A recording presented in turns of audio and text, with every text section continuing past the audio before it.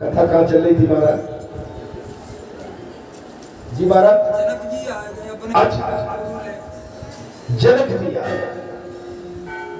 चलिए जी, उनके साथ यज्ञ करने वाले ऋतुज तथा यज्ञ का महाराज जा पड़ा। नर्मदा के तट पर एक परम उत्तम तीर्थ है और वो सिद्धियों को देने वाला है। याद भरत जी को साथ लेकर अनेक मुनि वृंदों से सेवित कश्यप जी के पवित्र आश्रम पर गए और उनके साथ यज्ञ करने वाले ऋतुज ऋषिवर तथा यज्ञ को संबोधन करने वाले तदंतर वह यज्ञों में उत्पन्न लक्ष्य वेग यज्ञ आरंभ कर दिया। क्या किया? लक्ष्य उद्देश्य, आपका लक्ष्य क्या है? 1 लाख यज्ञ भी होता है लक्ष्य। अब क्या लक्ष्य यज्ञ आरंभ हुआ? अरे इंद्र आदि श्रेष्ठ देवताओं ने स्वयं आकर यज्ञ भाग ग्रहण किया। इस लक्ष्य यज्ञ में इंद्र आदि देवताओं ने आकर स्वयं भाग लिया। तत्पश्चात यज्ञ पूरा हुआ। राजा नर्मदा में यथार्थ स्नान करके पुत्र और पत्नी के साथ सुशोभित हुए। आप माते पुत्र पत्नी आपका परिवार पूरा होना चाहिए। ये समय यज्ञ चल रहा है, अभी यज्ञ चल रहा है। हम अपने घर परिवार को इसमें अगर समय है तो लिख चले। बोलो सच्चे दरबार की जय। माने ये दिन और ये समय दोबारा नहीं आएगा। धन्यवाद। हम जहाँ चाहो वहां अकेले तो लगा देते हैं। आपके साथ में यदि परिवार पूरा है तो, अगर पूरा भी नहीं है एक दो सदस्य उनको भी साथ लेके आए।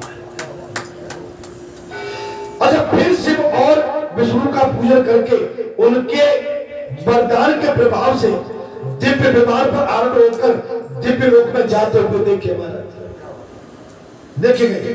मार्ग में उन्हें देखकर धर्मराज उठकर खड़े हो गए और अर्घपात आदि लेकर पैदल ही उनके विमान के आगे आके निकट आने पर उन्होंने हाथ जोड़कर कहा, महाराज आपने तपस्या, ध्यान, योग, दान और देव पूजन आदि के द्वारा शिव और नर्मदा जी के प्रसाद से संपूर्ण दिव्य लोक पर विजय पाई। धर्मराज आगे आ किनके सामने? लोमस जनक जी। अनेक ऋषि थे, अनेक ऋषि। देखिए एक बात बताते हैं जी, आपका श्री विष्णु भगवान महायज्ञ हुआ था, ये मामूली बात नहीं है। ये इसको आप बड़े उसमें ले जाते हो। ये विष्णु भगवान महायज्ञ राजा रजवाड़े भी कराने में असमर्थ होते थे, असमर्थ। आपके बड़ेका वासियों, क्षेत्रवासियों, जो आपको श्रेय मिला है और वो भी कलयुग में, ये तो राजा महाराजाओं के लिए भी असंभव था।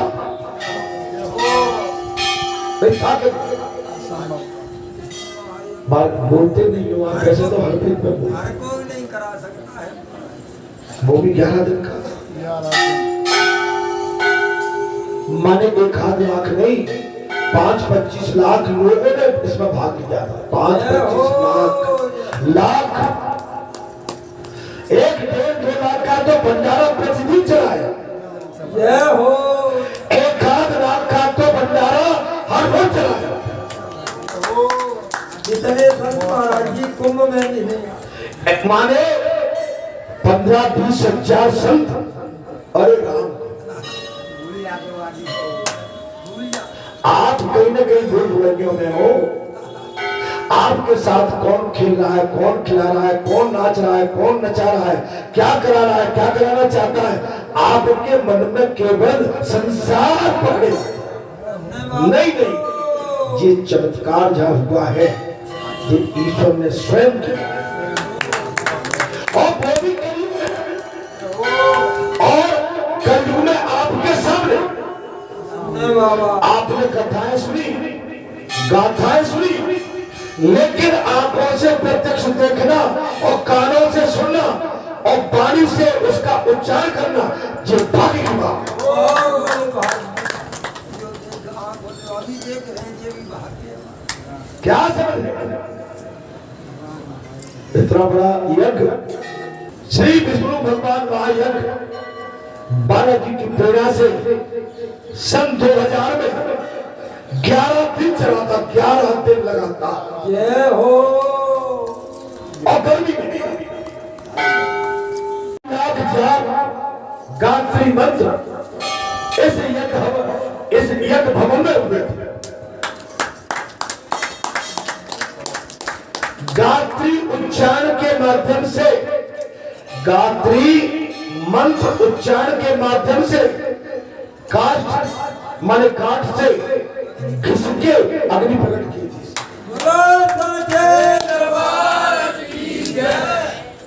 नहीं कही सकते।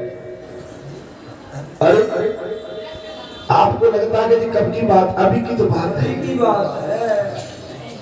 ये तो राजा रजवाड़े के लिए नसीब में जो आप जैसों को प्राप्त हो गई, लेकिन इसके पश्चात आप केवल संसार को पकड़े रहते हैं। ये हो। इतना बड़ा महाभारत, 5 पांडव सत्य धर्म पे चल के राक्षसों का विनाश कर दिया। आप समझ सकते, यहाँ पर भी आसपास के राक्षसों का विनाश हो चुका है और बचे कुचे राम राज्य। अब अपराध करने से मैं बहुत बड़ी बात कहने जा रहा हूं, ध्यान से सुनना। अब अपराधी अपराध और पाप करने से पहले एक बार नहीं 10 बार सोचती है। कैसे? क्यों? बाबा बैठा हुआ,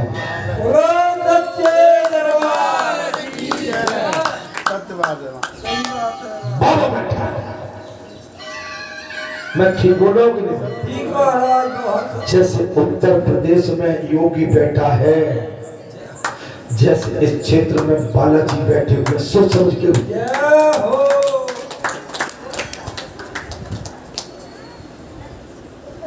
अधर्म के लिए कोई स्थान खाली नहीं है। यहाँ अधर्म करने की कोशिश भी की तो मेरे बाबा तो तैयार बैठे। आप समझ सकते हो, मैं अगर गलत बोलता हूं आप मेरी बात को वापस कर। बिल्कुल सत्य कह रहे हैं। ये इतना बड़ा यज्ञ आज गत 25 साल से कीर्तन संकीर्तन भजन कथा दिया बत्ती धूप बत्ती आरती, आप जैसे शरणागत भक्तों का भाव जो बाबा की तपस्या में, और आपने सोने में सुहागा कर दिया। जय हो। और महाराज जी, गुरु महाराज के मुंह से भागवत, और गुरु महाराज के मुंह से 7 दिन भागवत कथा। वृंदावन का जो प्रसिद्ध राज था महाराज जी, बाटा साक्षात राज था उस समय वृंदावन का। राम स्वरूप जी का वो रास मंडल भी आया था। महाराज वो तो जैसे रात में कोई बड़ा सपना आता है ना कि मैं रात में राजा और सुबह भीख, ओ मेरे बाबा, वो सपना है। आप समझ सकते बात। और गुरुदेव जी ने कथा कही, और जिस गुरु के चरण जिस घर में पड़े मैं उसी में निवास करता हूं। 7 दिन रहे थे।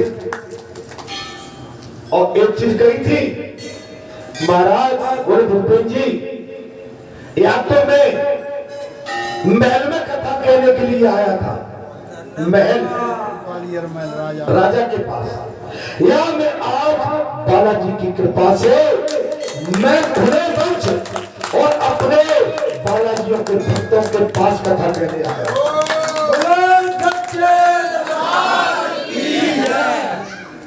जब महाराज जी को मैं दक्षिणा देने के लिए आखिरी दिन उनकी विदाई करने के लिए पहुंचा, मुझे क्षमा करना, जाना तो हमको हजारों की भीड़ में था, लेकिन यहाँ से जा नहीं सकते थे। जब हम पहुंचे तो मैंने कुछ ऐसे एक वस्त्र में कुछ उनकी दक्षिणा, महाराज जी ने कहा क्या है? महाराज जी दक्षिणा। बोले नहीं, तुम मेरे शिष्य हो, तुमसे दक्षिणा नहीं चाहिए। महाराज जी कथा आपने कही है 7 दिन, इस दास को मौका दे दो। ये मैं आपको, आपकी मेहनत नहीं, मैं तो आपने जो मुझ पर दया की है और जो आपने अपने वाणी के माध्यम से जो प्रसाद बांटा था, मैं उसी प्रसाद को लेके आपके पास आ गया।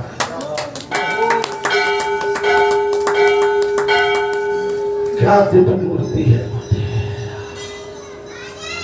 माने, आज भी आप देख सकते हैं क्या तेज है माने, चौड़ा कपाट है, आंखों में शक्ति भक्ति सब है। ये संत पुरुष महापुरुष बड़े नसीब से मिलते हैं। आप स्वामी कृपात्र जी महाराज के शिष्य हैं और आपकी दया हो गई तो हम भी आपकी चरणों के एक दास हैं। आप समझ सकते। अभी 3 नवंबर को महाराज जी ने शरीर छोड़ाया, पिछले 2022 में। अब चूंकि माता पिता गुरु और ये बहुत ऊपर होते हैं, माता पिता भी न मिले, गुरु भी चले जाए शरीर छोड़ के, तो बस सिर्फ एक सहारा अपने मित्र मंडली का अपने पास रह जाता है। सो अपने पास है प्रभु की कृपा से। संसार आनी जानी दुनिया है, जिसने जन्म लिया है उसे इस संसार से विदा होकर जाना ही पड़ता है। जाने आने का दुख कभी करना भी नहीं चाहिए। बस जहां भी जाए ऐसे सत्पुरुषों का, महापुरुषों का, आप जैसे मित्र मंडली, आप जैसी मेरी माता बहन बेटियों का आशीर्वाद बना रहे, ये हमारे लिए बहुत बड़ी बात है। भगवान धर्म सम्राट स्वामी दीनदयाल महाराज हाथ जोड़कर धर्मराज ने कहा, महाराज आपकी सारे लोगों में विजय हुआ। आपके पुरखा, हमारे पुरखा, आपके गुरु, हमारे सदगुरु, ये सब देखते हैं, सब देखते हैं। अर्थात तब धर्मराज ने कहा, प्रभु सर्वत्र अपनी प्रभाव फैलाने वाले भगवान सूर्य जिस प्रकार जीवों के आराध्य देव है, वैसे ही आपकी भी मूर्ति है, आप भी कोई मूर्ति है। ब्रह्मा विष्णु और शिव ये जीवों के समस्त कर्मों के साक्षी है, जीवों के समस्त कर्मों के साक्षी। आपके मन में क्या चल रहा है?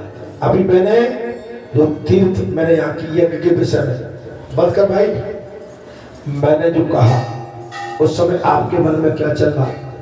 आप मुझे अपने पुत्र के रूप में देखते हो, कोई पति के रूप में, कोई अपने नातेदार रिश्तेदार के रूप में, ठीक है? या वास्तव में ही इस रूप से हटके आप और कहीं देखते हो? अगर मुझे परिजनों में जोड़ते हो तो ये आपकी भूल है।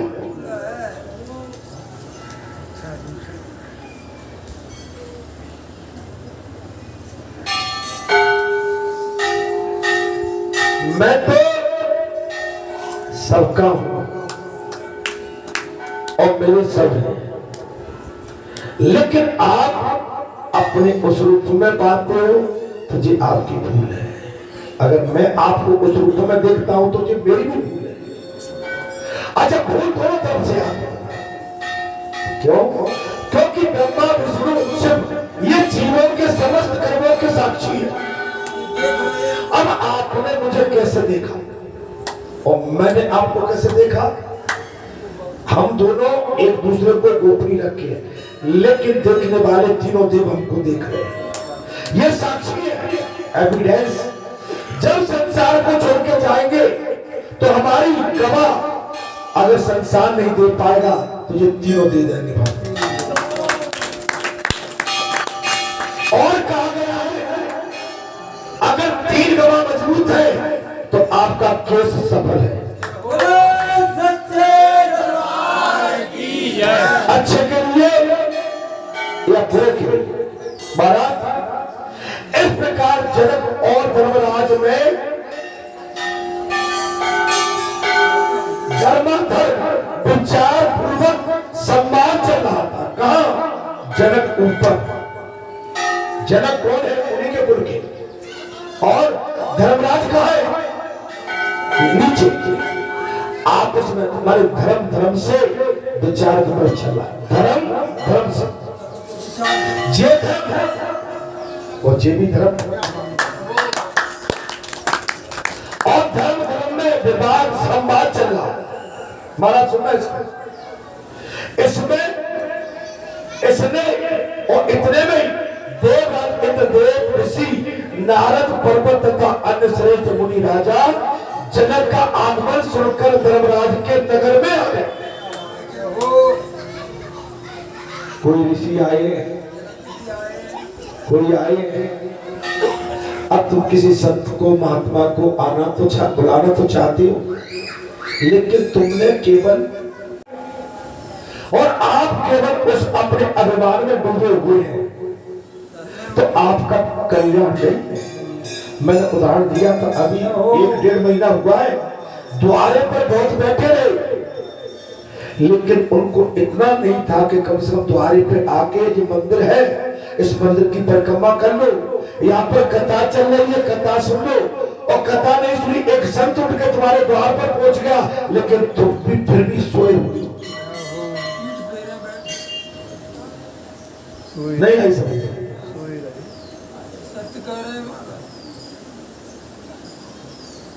ऐसे तुम्हारा दिखता है कि तुम कैसे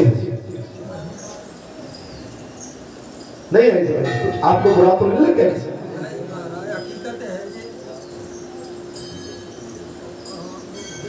लेकिन मैंने उस समय यहाँ के संतों को छुट्टी दे दी कि अगले का कार्यक्रम कहीं अवरुद्ध न हो जाए, चले जाए।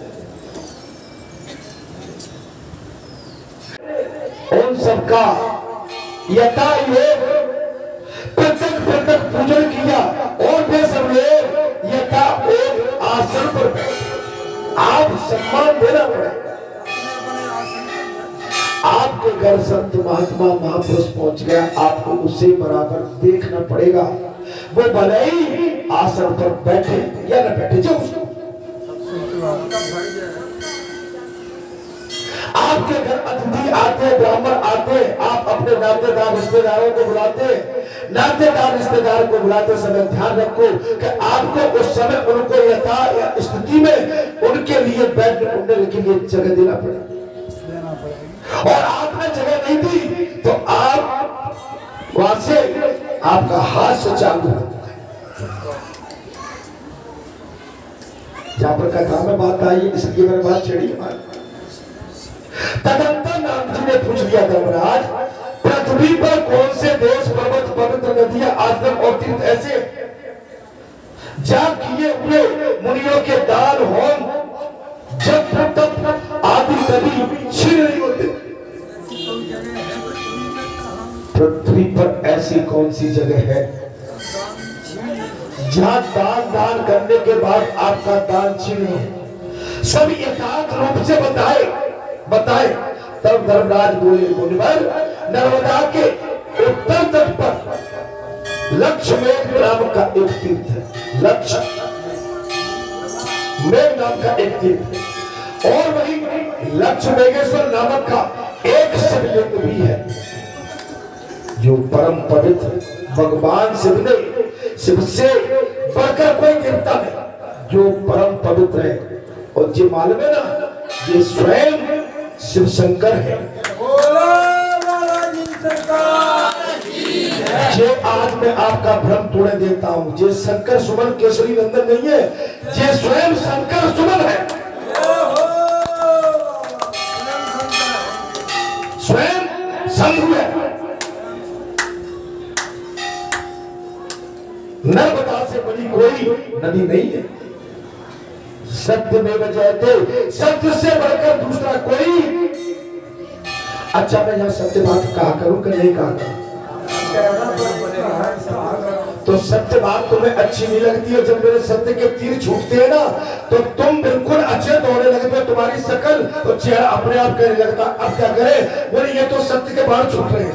जय हो बाबा। कहा भैया धर्म की गलती है। जय हो बाबा।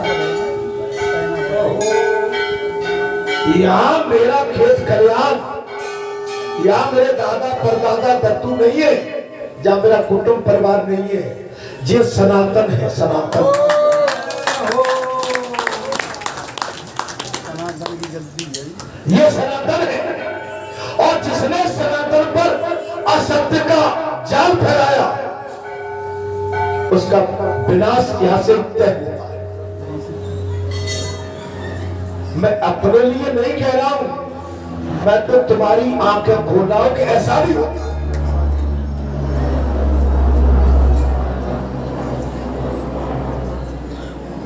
वैसे ही तुम लटे टूट रहे हो, वैसे ही दाएं बाएं बैठा दिए गए हो। अरे कभी वोट बैठने का मौका किसी ने दे दिया है तो ले लो और पकड़ लो, बिठा लो। वैसे ही तने तने घूम रहे हो, वैसे ही मीठे मीठे, ये कोई काम नहीं आएगा। अरे जब इतना बड़ा यज्ञ भगवान ने तुम्हारे सामने करके बता दिया, ये कोई मामूली बात नहीं है। इतना बड़ा वट वृक्ष तुम्हारे सामने खड़ा कर दिया, ये कोई छोटी बात नहीं है। धर्म का पौधा महाराज अचल कर दिया, ये कोई छोटी बात नहीं है। तुम केवल तेरे मेरे के चक्कर में, कोई कहता मेरा बेटा, कोई कहता मेरा जेठ, तुम झूठे हो सब। न मैं किसी का बेटा हूँ, न किसी का जेठ हूँ, न किसी का ससुर हूँ, न किसी की संतान हूँ। मैं तो सनातनी स्वयं बैठा हुआ। मैं सनातनी स्वयं बैठा, मैं सनातनी स्वयं बैठा। तुम ये चक्कर में मत पड़ना, और इस चक्कर में पड़ गए तो इसमें हानि तुम्हारी है। मैंने तो अपने प्राण तुम्हारे चरणों में डाल दिए, लेकिन मेरे प्राणों की भी अगर तुम परवाह नहीं करते हो तो इसमें मेरा दोष नहीं है, मेरा कोई दोष नहीं। मैंने सनातनी होने के नाते तुम्हारी बस्ती को, तुम्हारे क्षेत्र को, यहाँ के संतों को, महात्माओं को, यहाँ की पवित्रता में मैंने तुम्हारे कुल को, तुम्हारे किसी को भी अगर छोटा कर दिया हो तो मुझसे उस दिन बात कर लेना और कह देना कि तूने छोटा कर दिया। जय हो।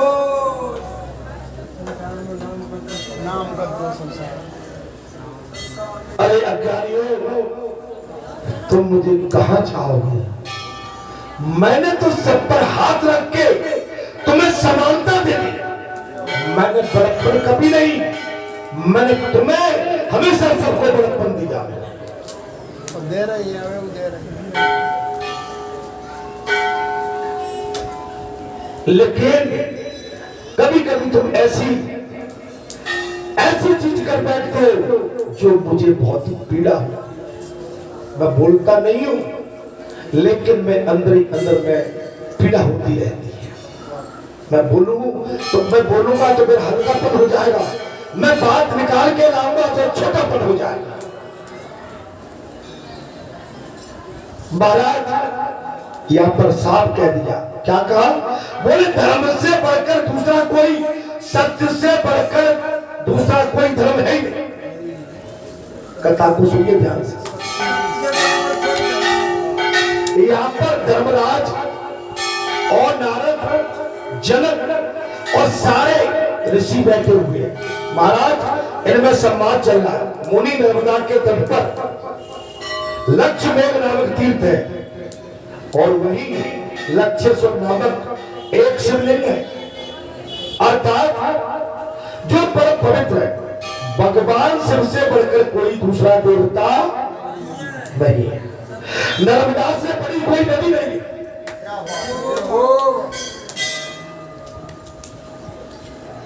धर्मराज बोले, कौन बोले? बोले नर्मदा से बढ़कर कोई नदी नहीं है और सत्य से बढ़कर कोई दूसरा धर्म नहीं। सत्य से बढ़ के, लेकिन जब भी बोलो सत्य, हाँ नहीं बोल पाते शांत। अच्छा, झूठा पाखंड जे आदमी को एक दिन नीचे पटक देगा। पाखंड से मतलब मैं कोई एक धर्म के लिए नहीं कह रहा हूं, गृहस्थी में भी, किसानी में भी, नौकरी में, चाकरी में